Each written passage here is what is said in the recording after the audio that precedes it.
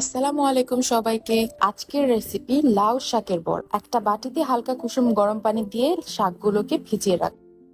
ডাল, পেঁয়াজ, মরিচ, রসুন এগুলোকে ব্লেন্ড করে নেব ভালোভাবে মিহি করে।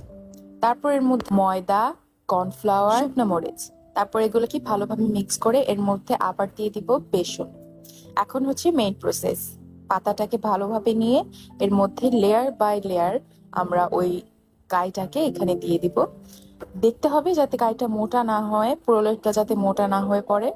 একদম পাতলা করে প্রলেপ এমন পাতলা দিতে হবে যাতে করে প্রত্যেকটা লেয়ার ভাজা হয়ে যায়। একটা ফ্রাই প্যানে আমি তেল নিয়ে নিলাম, তারপর এর মধ্যে ও পাতাগুলোকে ছেড়ে দিয়েছি এবং উপরের লেয়ারটা কোট করে দিচ্ছিলাম।